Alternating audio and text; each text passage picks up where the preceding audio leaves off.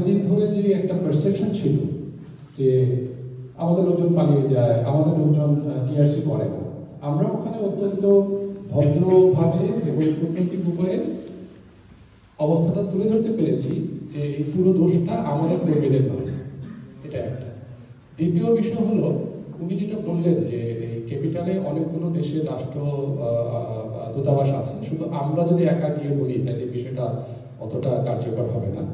উনি ঠিকই বলেছে, কিন্তু যে বিষয়টা ওনার জানা নেই, স্যারের পরামর্শক্রমে আমি এর মধ্যে আন্তর্জাতিক অভিবাসী সংস্থা, আপনারা জানেন IOM, এটা হচ্ছে জাতিসংঘের সারা পৃথিবীতে অভিবাসীদের নিয়ে কাজ করার জন্য ম্যান্ডেটেড সংস্থা এবং হায়েস্ট বডি এটার জন্য।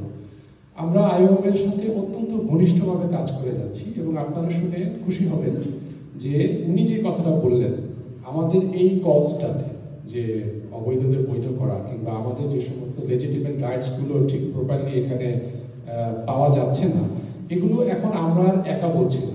আমরা IOM এর মধ্যস্থতায় অন্যান্য যে সমস্ত দেশের কর্মী এখানে আছে, নেপাল, শ্রীলঙ্কা, পাকিস্তান, বিশেষ করে ভিয়েতনাম, ইন্দোনেশিয়া, আমরা কিন্তু এদেরকেও সাথে নিয়ে IOM এর মধ্যস্থতায়, সো আমরা কিন্তু এখন আর সিঙ্গেল ভয়েস নই। সুতরাং এটা আপনার জন্য বলছি।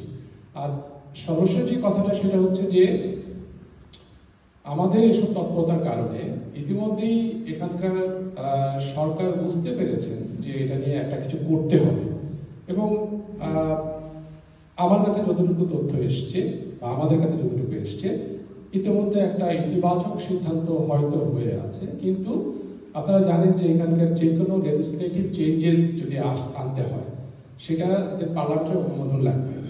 সো এই যে আজকে আপনারা জানেন যে পার্লামেন্ট ইলেকশন হচ্ছে, হ্যাঁ, তো ডিসেম্বরে তো পার্লামেন্টের সেশন বসবে না, জানুয়ারি ফেব্রুয়ারি।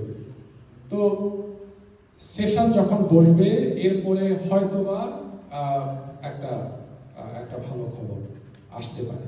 তো আমার মনে হয় যে আমাদের পূর্ববর্তী বক্তা যে কনসার্নগুলো বললেন বা যে পয়েন্টসগুলো আপনাদের সামনে তুলে ধরলেন, আপনারা বুঝতে পারছেন যে আমরা তার চেয়ে বেশি সচেতন, এটা তো বুঝতে পারছেন। এবং এই নিশ্চয়ই এই কৃতিত্বটা মাননীয় রাষ্ট্রপতিদের কাছে যাবে এবং আমরা সবাই ওনার দিক নির্দেশনায় কাজ করি। ধন্যবাদ সবাই।